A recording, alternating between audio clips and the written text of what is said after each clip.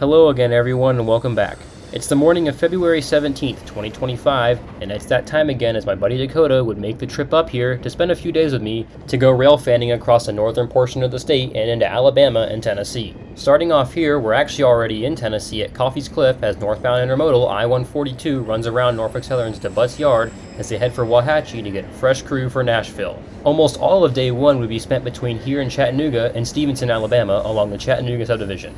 And we had already caught a few trains before this at Tunnel Hill and Cartersville, and if you want to go see those, go check out Dakota's video, as I will not be including those trains in this, as they are in spots that I have covered multiple times. This will be a trend throughout the video, as I won't be showing every train that we caught, especially skipping over many of the trains that we saw during day 2.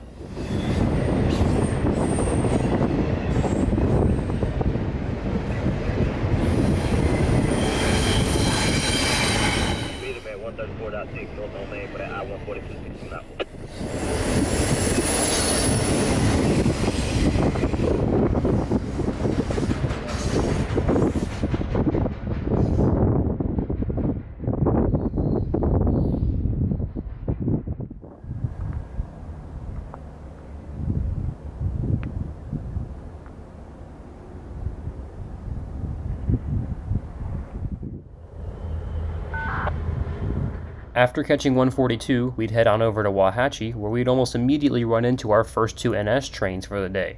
The first one being an intermodal symboled Z720 passing up another intermodal stopped on track 2.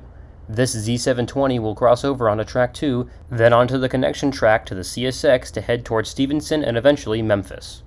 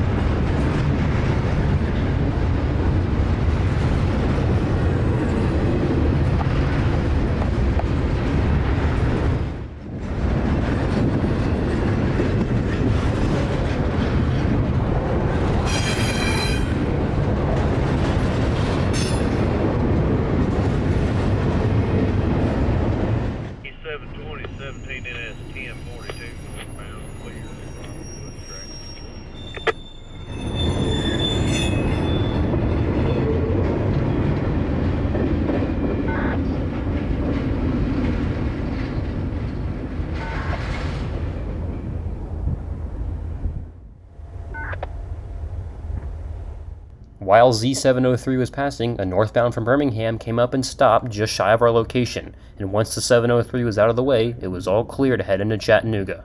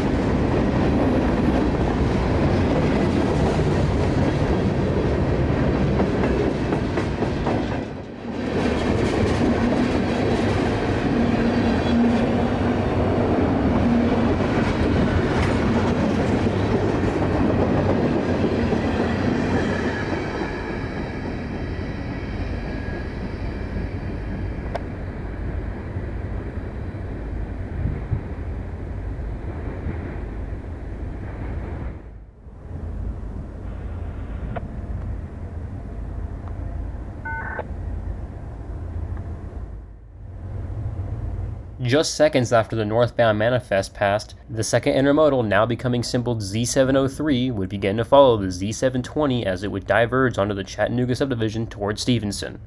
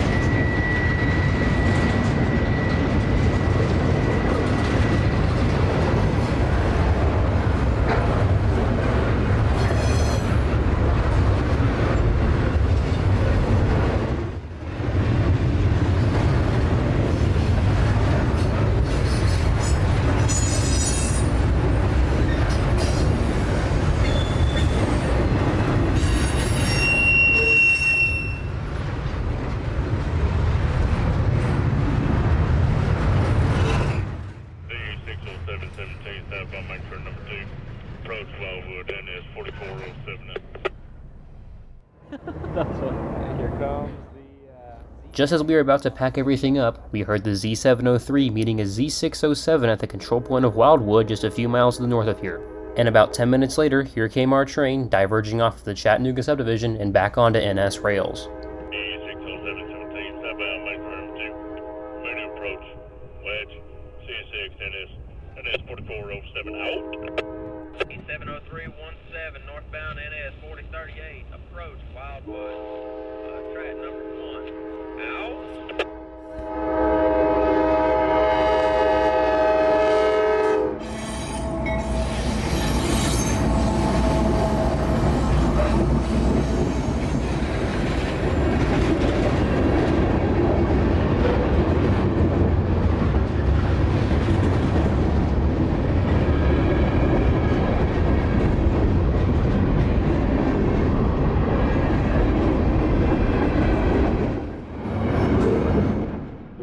CSX detector, milepost 141.0, track main 2, no defects. Repeat, no defects. Total axle 316, detector out.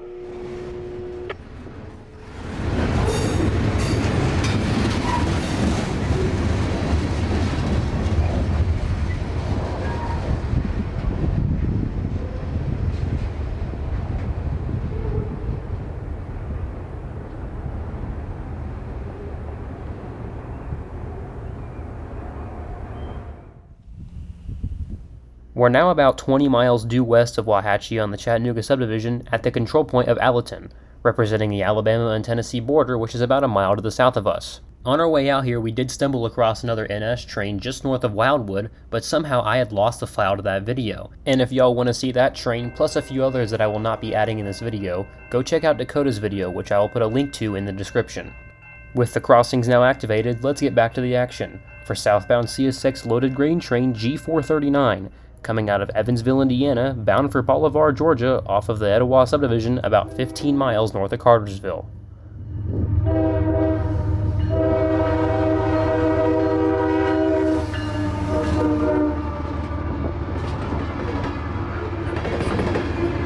Clear Allison G439, 14 and 5805 south.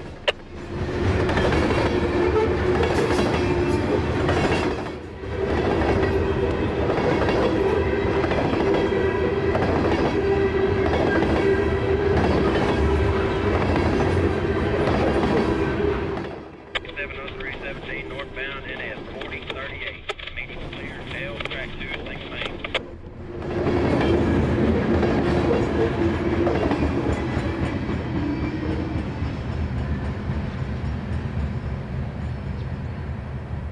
Now with G439 out of the picture, we would continue west towards Stevenson.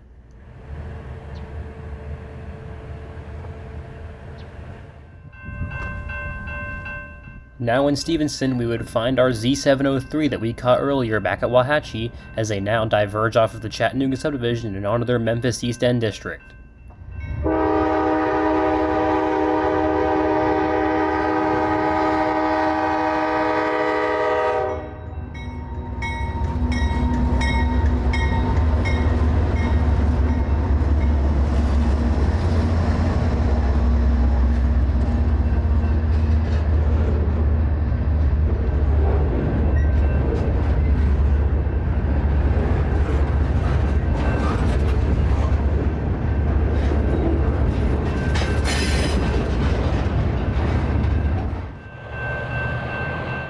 After Z703, there'd only be about 15 minutes of silence here in downtown Stevenson until CSX southbound manifest M585 would be knocking on the door ready to blast through town, as it heads for Chattanooga to eventually end up in Howell Yard in Atlanta, Georgia. This day's 585 would be powered by 2 GEs and a slug set on the head end.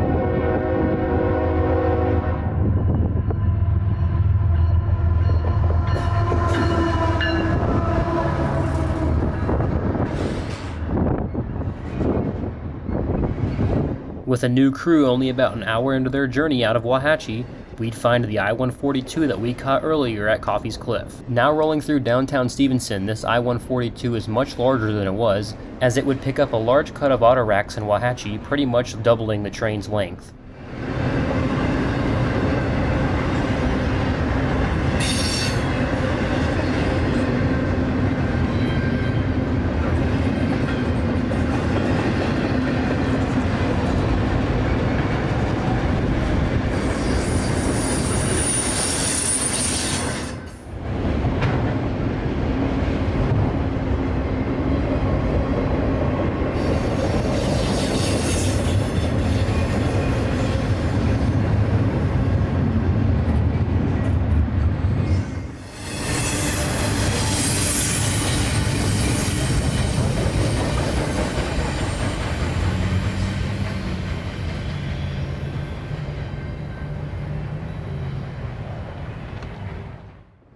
About 45 minutes later, the first clues of some NS train coming in our direction would show, as the 279.9 Dorf signal would drop from a clear to an approach indication, meaning that something had entered the second signal block to the west of us. Then just a few minutes later, it would drop from an approach to a red stop indication, meaning we'd have just about 2 minutes to get set up and ready for our train. This one being southbound intermodal 284 out of Memphis, Tennessee off the BNSF Railway down to Inman Yard in Atlanta. And just like most times, this one would have all BNSF power at the head end.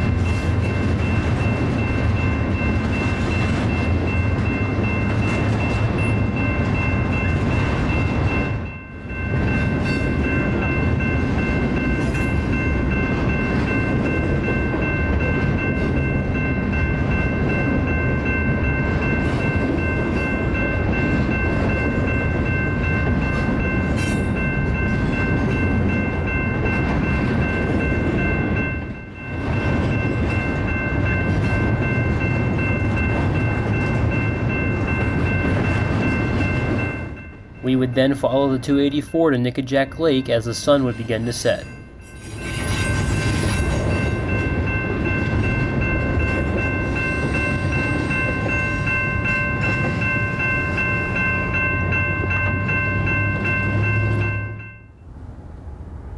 .284 now rounds the banks of Nickajack Lake right at sunset.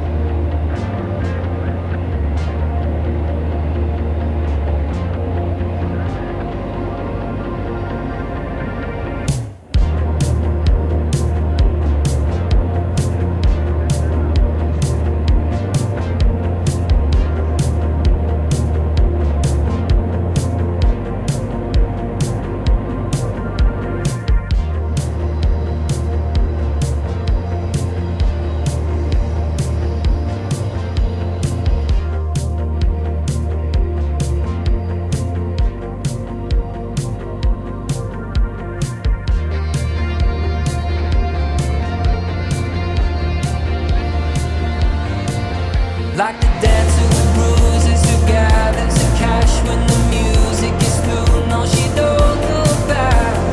I've come to look for America too. When we stole the car on the 4th of July, I pawned my guitar and we drove through the night. I've come to look for America too.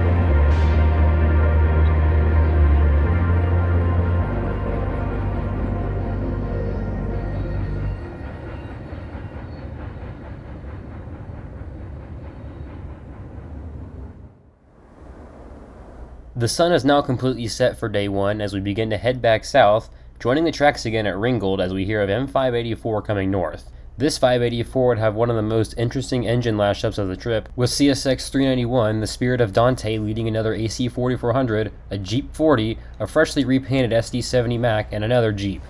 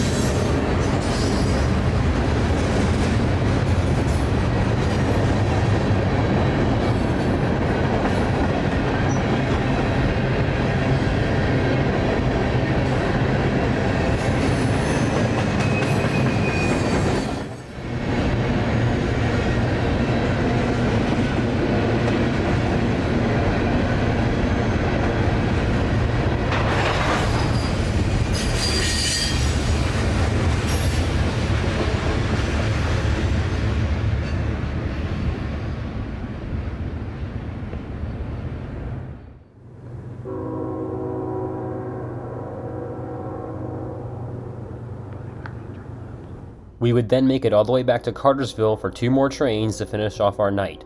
The first one being southbound Manifest M647, which we would actually end up leapfrogging on the highway between Ringgold and here. And rolling into town just before 10 p.m., 647 would break the silence of the quiet downtown.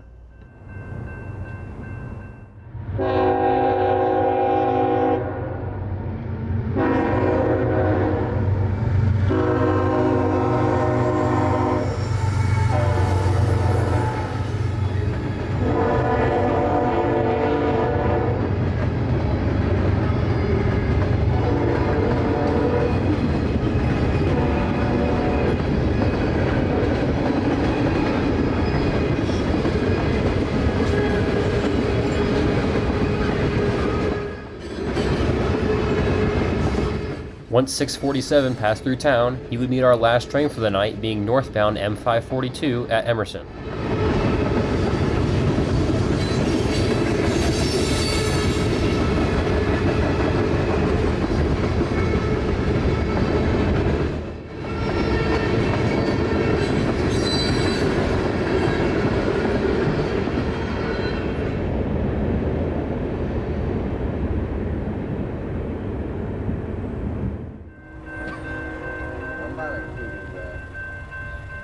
With a medium clear now lined for the Etowah sub and a headlight rounding the corner just south of town, here would come our last train for the night, M542, as they head for Cincinnati, Ohio.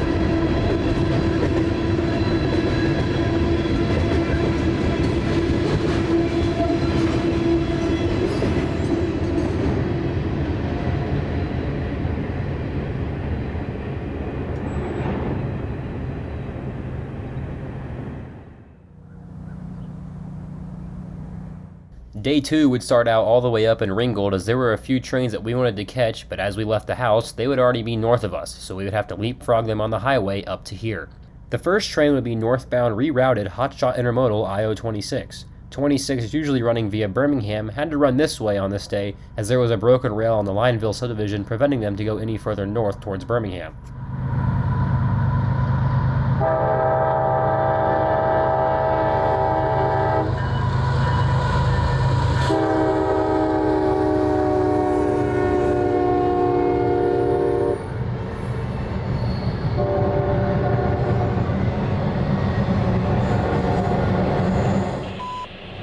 CSX Equipment Defect Detector, milepost 109.8. No defects. No defects. Total axle 234. End of transmission.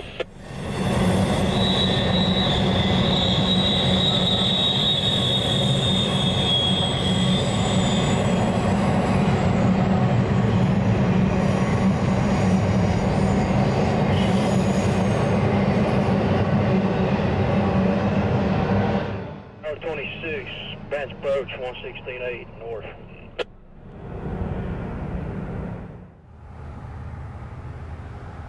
Now moving on down to the Ringgold Railfan platform, we'd set up for southbound loaded grain train G289, which had just met the IO26 to the north of us at Graysville. Oddly enough, this train would be another reroute.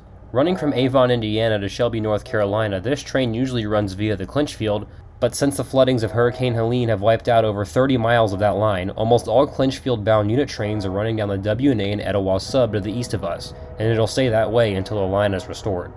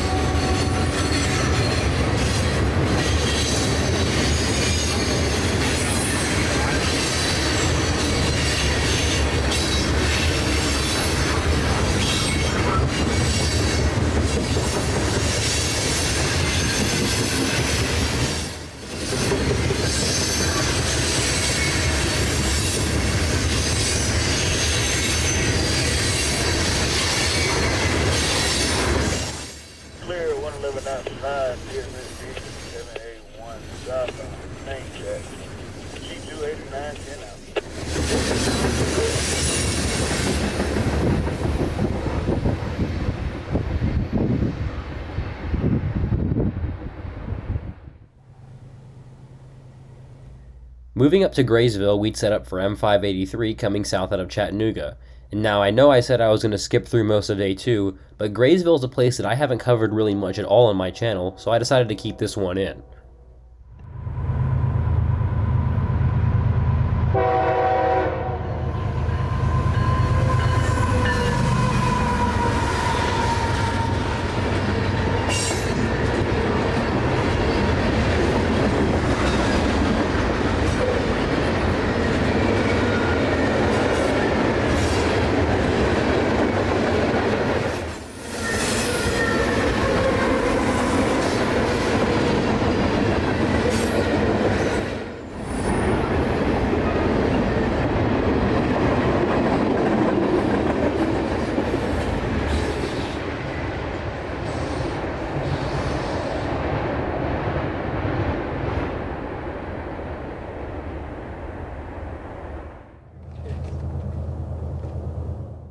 Many hours later, we're back on the Chattanooga subdivision as we begin to chase an NSZ train towards Stevenson with some foreign power at the head end.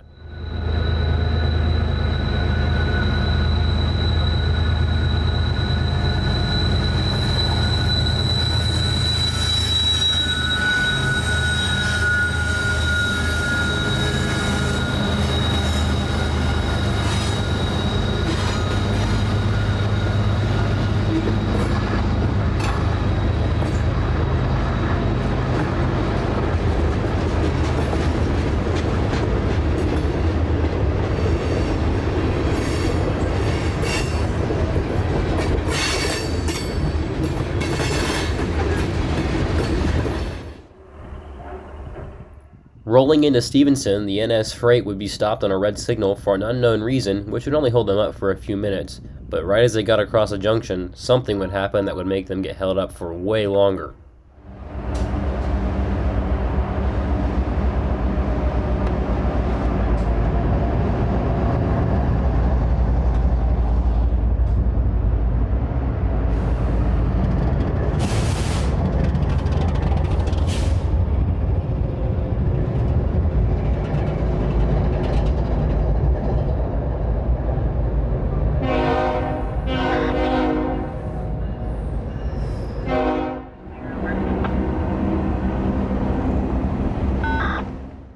The train would get about 5 cars onto the Memphis East End District when this would happen. Oh my god. Well, he ain't going nowhere yet. So what had happened was, the drawbar to the coupler for the center beam shown just past the Stevenson signal had almost completely fallen off and was hanging on the ground under the car, which is what made the train drop all of its air and go into emergency. Flash forward over an hour later to now, the train is now past the Stevenson signal with about 15 cars sitting on the Memphis East End side, with the rest of its train sitting on track 1 of the Chattanooga subdivision just to the east of town. And as you can see, during this event, a southbound CSX train would pull up and stop just short of the Stevenson signal until NS got out of the way. And since CSX owns this portion between Stevenson and Wauhatchie, they did everything they could to get NS out of the way as fast as possible. This CSX train in question would be G437, grain loads out of Evansville, Indiana to Ranger, Georgia along the Etowah subdivision. This day's G437 would have CSXT 1875, the PNLE Heritage Unit, leading the charge south. And now that the NS train is out of the way, 437 gets a medium clear on a track 2, but wouldn't be accelerating to track speed as they would have a slow order since this whole event happened.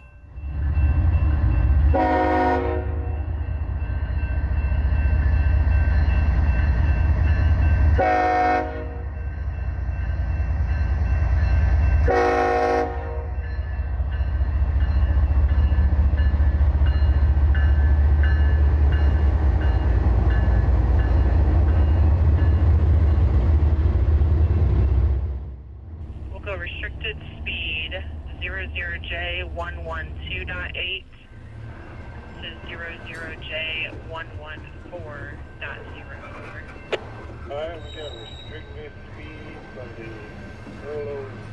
J112.8 to J114.0, over.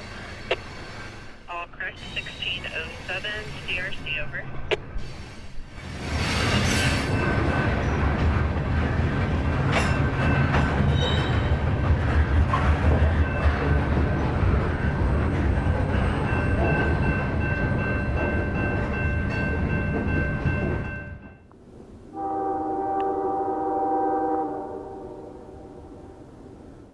Moving up about 3 miles north of Stevenson on the Chattanooga subdivision, we catch southbound manifest M583. And there wasn't really anything special about this one, but I wanted to include it in the video as it was at a spot that I haven't been to before, but it's one that I'll definitely be coming back to in the future.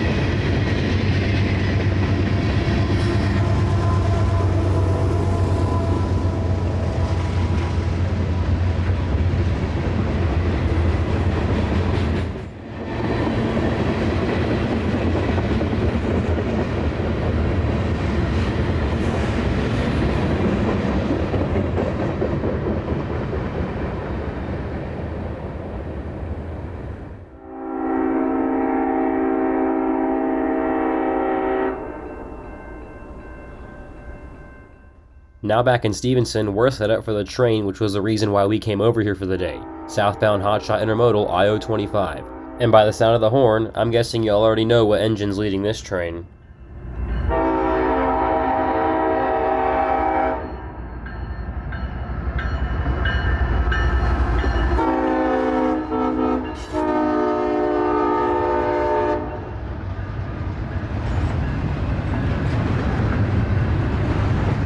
CSXT 1776, the Spirit of our Armed Forces, would be leading this night's IO25 as they head south for Duval Ramp in Jacksonville. We decided to shoot O25 here in Stevenson as the lighting is better than any other area around us. His holdup in Wauhatchie for a new crew would take a while, meaning we wouldn't see it until very late at night if we saw him on the W&A, and we wanted to get back home at a somewhat normal time as we were going to get up crazy early the next day, as the weather forecast was looking very promising. And that's all I can say for now, as y'all will see what I'm talking about in just a few minutes.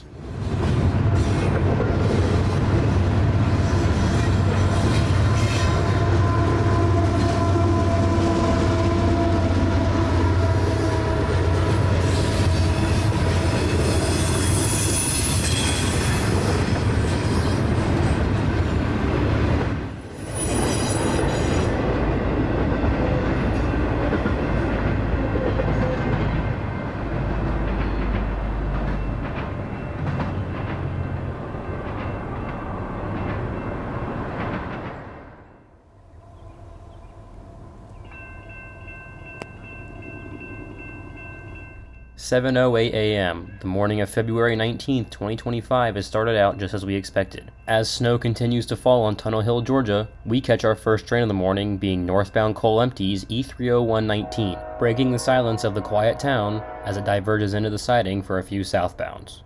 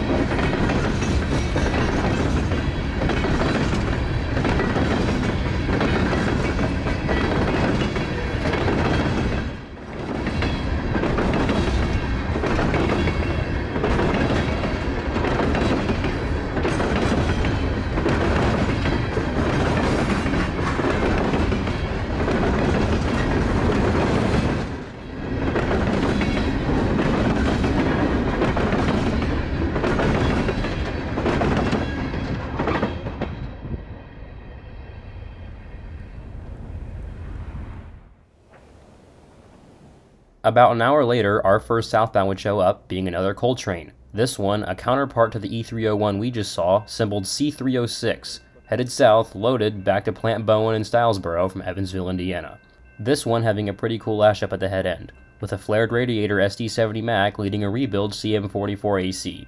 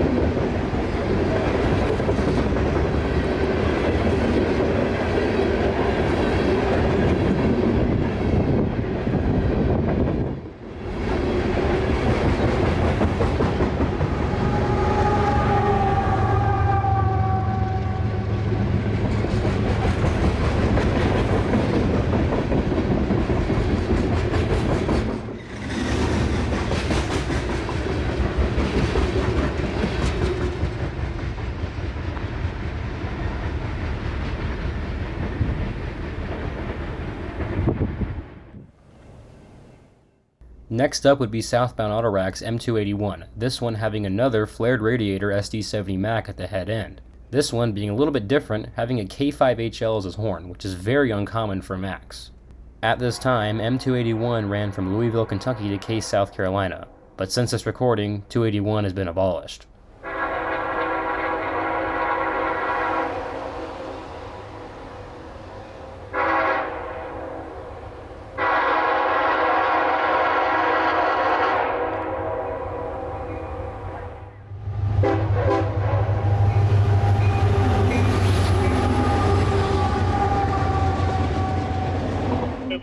South End, Tunnel Hill, CSX 4723, M281, 18, southbound main track. Making the call to get up really early the night prior was definitely the right decision, as getting snow in Georgia doesn't happen very often, and just a few miles south of here, there'd be no snow at all. Also, the snow would not stick around much longer, as you can see it was already beginning to melt, and just a few hours later, it'd be all but gone.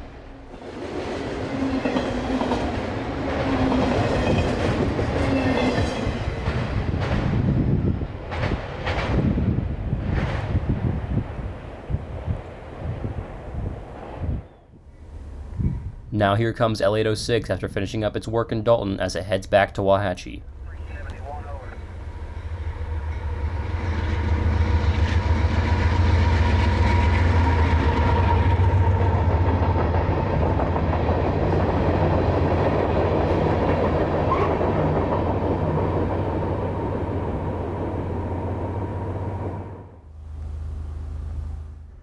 Behind the L806 would be northbound empty ethanol train B646, coming out of Lawrenceville, Georgia, headed back up to Bensonville, Illinois. This day's B646 would have a nice leader, being CSXT 1851, the Nashville, Chattanooga, and St. Louis Heritage Unit, which is pretty cool to catch here because at one time this was Nashville, Chattanooga, and St. Louis trackage.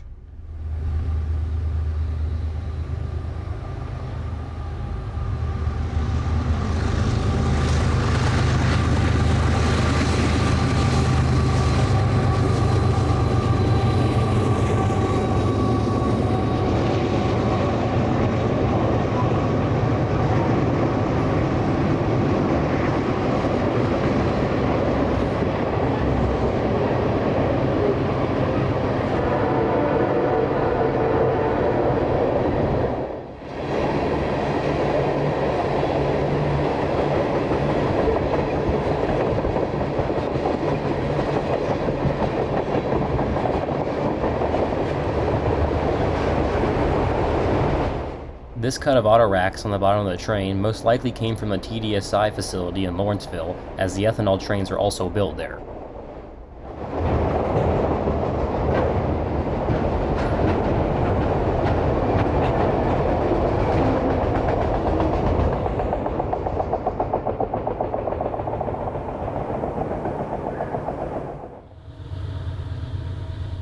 Before concluding our stay at Tunnel Hill, we'd set up for one more train, now emerging from the tunnel, being northbound double-stack intermodal I-142, with an increasingly rare AC-44 duo at the head end.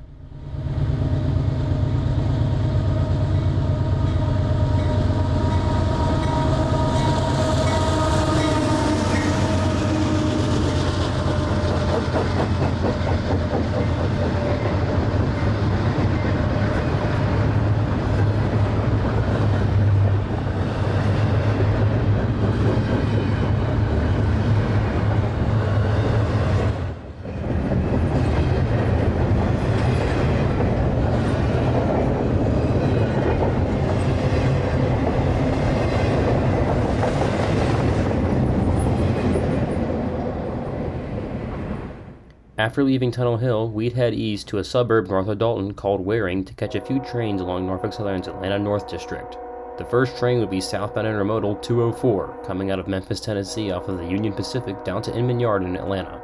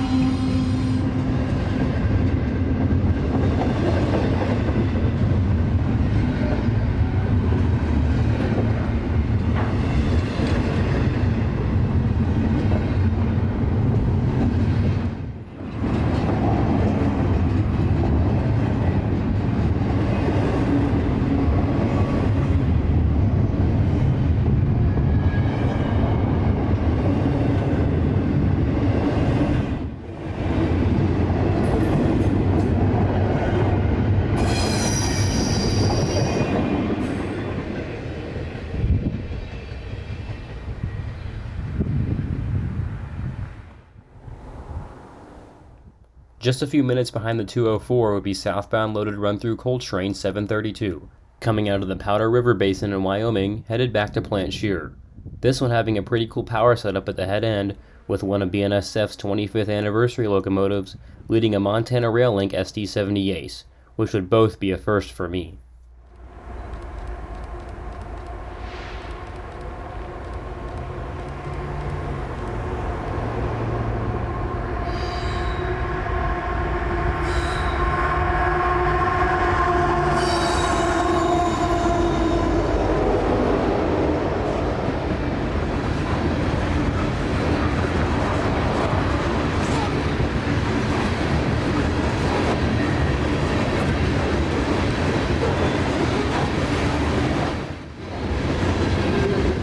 This would be it for us over on the NS for the day, as we would then make the decision to head back to Chattanooga and onto the Chattanooga subdivision between Wauhatchie and Nickajack Lake to try to catch a few more trains along that portion of trackage.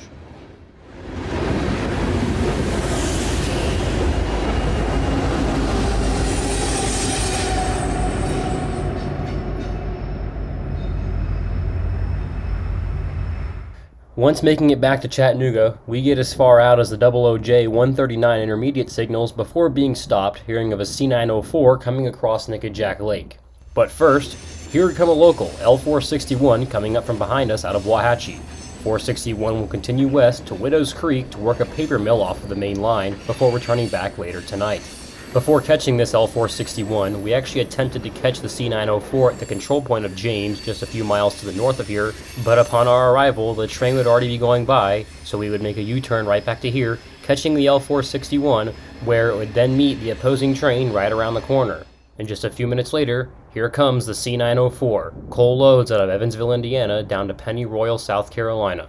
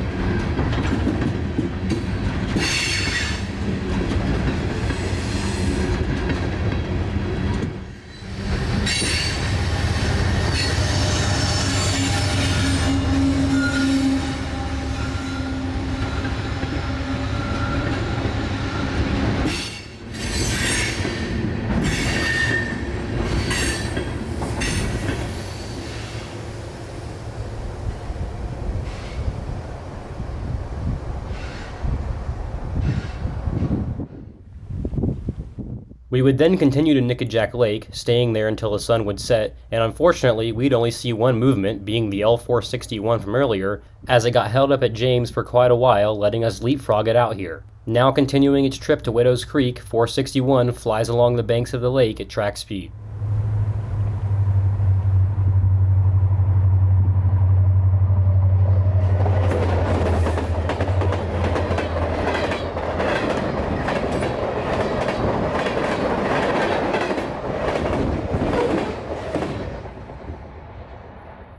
After catching L461, we'd sit for a little while longer with no more luck, so we'd begin to head back south.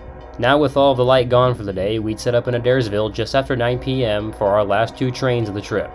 The first one being C319, loaded coal coming out of Evansville, Indiana, headed down across South Carolina. This one looking very similar to the C904 that we saw earlier, as the C319s and C904s use the same exact coal hoppers, but this one would be going to a completely different location.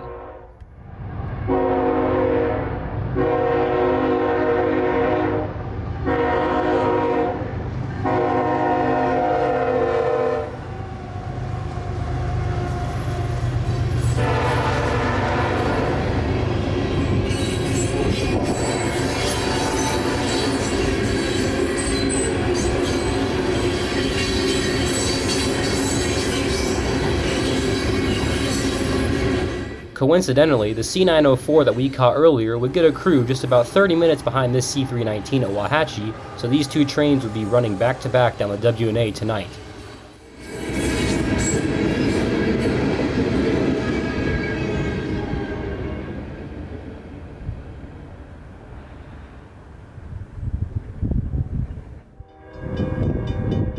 And just about 30 minutes later, right at 10 p.m., here would come our old friend C904, as it continues its trip south down the W&A.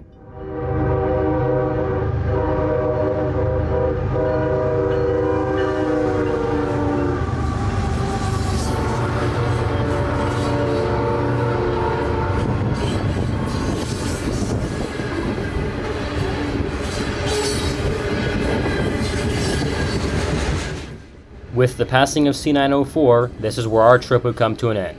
I want to start out by giving a huge thanks to Dakota, as this video would not be possible if he did not bring up one of his other cameras, as I've been down a camera for multiple months now, and that's why my production of videos is very sporadic. But I hope to get back on pace very soon for you guys. And I thank you all for coming along with us as we explore through northern Georgia, southern Tennessee, and northern Alabama along CSX's W&A and Chattanooga subdivisions. But until next time, this is Georgia Rail Productions saying so long from Adairville, Georgia along the CSX W&A subdivision.